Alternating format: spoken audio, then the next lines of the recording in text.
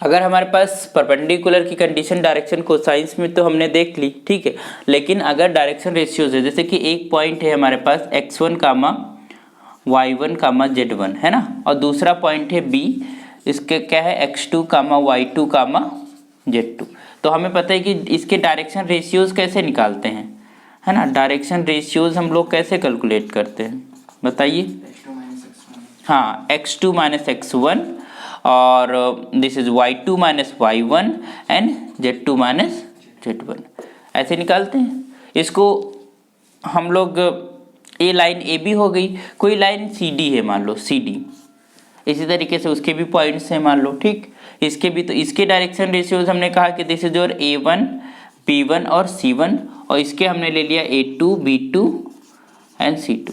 तो अगर दो लाइंस हैं तो लाइंस के हमें डायरेक्शन रेशियोज पता है और हमें उसकी चेक करना है कि वो परपेंडिकुलर है कि नहीं, तो सिंपली हम ये रिजल्ट आपका यूज कर सकते हैं। This is A1 B1 plus A2 B2 is equals to C2। हमने कल देखा था ना कि ये भी आता है, तो ये कंडीशन भी होती है फॉर द परपेंडिकुलर लाइंस, है ना। तो हम उनके डायरेक्शन कोसाइंस को निकालने नहीं जाएंगे। डायरेक्शन कोसाइंस निकालने का फार्मूला क्या होता है बताइए। अगर मान लो L निकालना होता तो क्या करते थे, A upon root of A square plus B square plus C square, ये तो करते थे, और यहाँ पर प्लस माइनस भी लगाते थे, ठीक है। तो ये चीज़ आपको ध्यान रखना है। अगर हमें केवल परपेंडिकुलर चेक करना है तो we can apply this formula, है ना।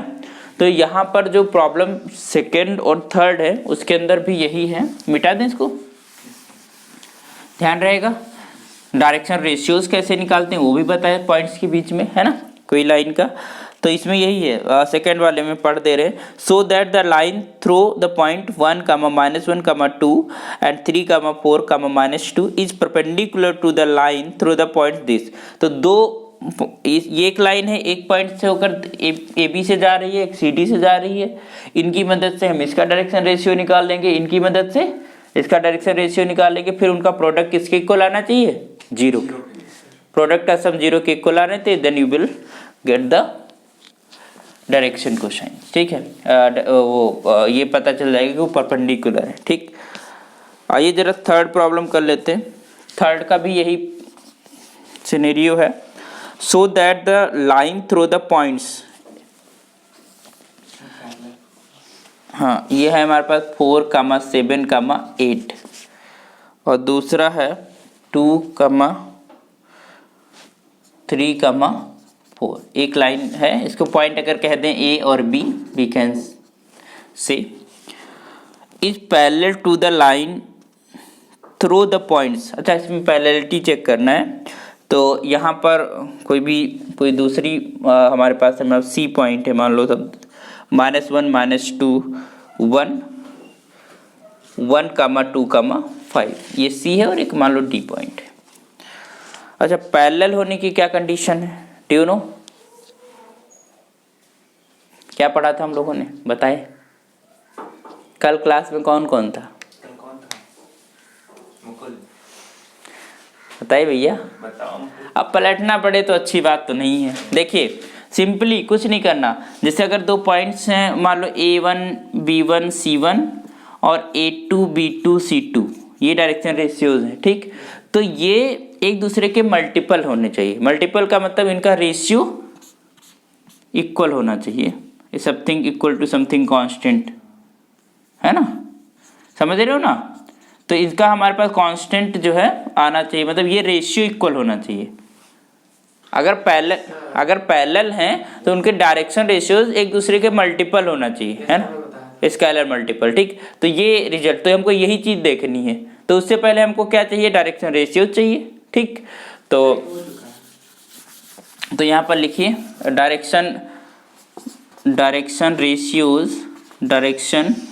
Ratios of line A B line के निकालिए। कैसे निकालेंगे, सिंपली दिस माइनस दिस, है ना, ये तो करते हैं। तो 2 - 4 डायरेक्ट लिख दे रहे हैं, ये लिख दे रहे हैं एक लाइन 2 - 4, ना आप लोग जो है 3 - 7, और फिर तुम्हारे पास 8 4 - 8, ये कितना हो जाएगा, माइनस का 2 माइनस का 4 माइनस का 4। तो ये डायरेक्शन रेशियोज हो गए इसके, ठीक है। इसको हम थोड़ी के लिए बोल रहे A1 B1 और C1, है ना। D Rs of CD, D Rs मतलब डायरेक्शन रेशियोज ऑफ CD निकालने तो 1 माइनस का 1 तो क्या हो जाएगा 2, 1 माइनस ऑफ -1 इज +1, यहाँ पर 2 माइनस 2 इज 4, और यहाँ पर क्या हो जाएगा 5 - 1 इज 4। क्लियर। इसको हम कह दे रहे हैं थोड़ी देर के लिए A2 B2 एंड C2। तो अब हमारे पास क्या हो जाएगा, तो नाउ A1 अपॉन A2 निकालते हैं, that will be equals to -2/2, है ना। ये कितना आ जा रहा है -1।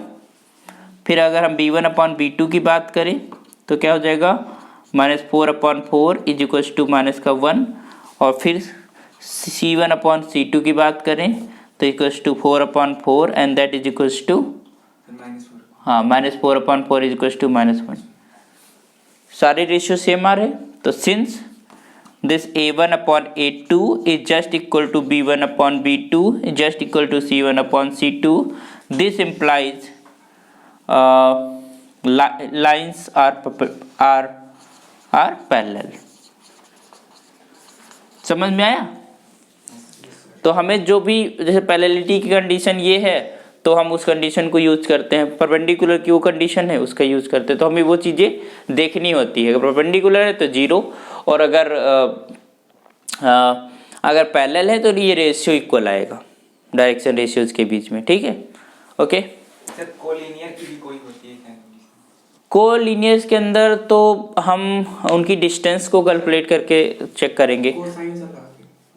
नहीं, कोसाइन से तो नहीं कह पाओगे, क्योंकि देखिए कोलिनियर का मतलब होता है तीनों पॉइंट्स एक ही लाइन में हो, और एक ही लाइन का मतलब ये है कि हाँ ये भी कर सकते हो, उनके डायरेक्शन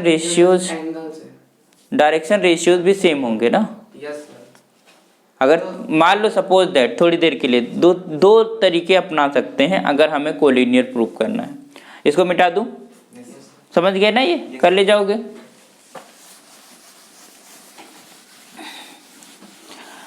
मान लो कि 3 पॉइंट्स हैं एक ही लाइन के अंदर, ठीक है। मान लो A है, A B है और A C है, 3 पॉइंट्स हैं, ठीक। सपोज दैट कि एक पॉइंट इस लाइन में ना होता, ठीक है, कहीं और होता, ठीक है। तो मान लो सपोज दैट B यहाँ होता, तब जब हम A B के बीच का जो ये बनाएंगे इसके डायरेक्शन रेशियोज और इसके डायरेक्शन रेशियो डिफरेंट हो जाएंगे ना। और कहीं पर भी B कहीं पर भी पॉइंट हो, अगर इस लाइन में नहीं है तो इनके डायरेक्शन रेशियो सेम नहीं होंगे। तो AB का डायरेक्शन रेशियो निकालो, वही आना चाहिए जो BC का है ना। ये AB के डायरेक्शन रेशियोज के कर BC है। दूसरा तरीका क्या है, you just calculate the distance between the points. A से B की डिस्टेंस निकालो, B से C की निकालो और A से C की निकालो, ठीक। तो कोई एक डिस्टेंस किन्हीं 2 पॉइंट्स के बीच के डिस्टेंस के सम के इक्वल होगी, तभी वो कोलिनियर कह दोगे कि एक ही लाइन में। ये पॉसिबल है एक ही लाइन में तभी पॉसिबल, अगर तीनों पॉइंट्स एक लाइन में नहीं होंगे तो ट्रायंगल फॉर्म करेंगे, और ट्रायंगल की कंडीशन ये होती है कि कोई भी 2 साइड्स का सम कभी भी तीसरी साइड के इक्वल नहीं होता। This is condition for a triangle. तो अगर एक लाइन में नहीं है तो ट्रायंगल फॉर्म करेंगे, डेफिनेटली ट्रायंगल फॉर्म करेंगे, है ना। और ट्रायंगल फॉर्म करेंगे तो वो कभी पॉसिबल ही नहीं होगा। तो ये 2 तरीके से हम निकाल सकते हैं। You can apply anything. Okay, है कोई प्रॉब्लम क्या इसके ऊपर?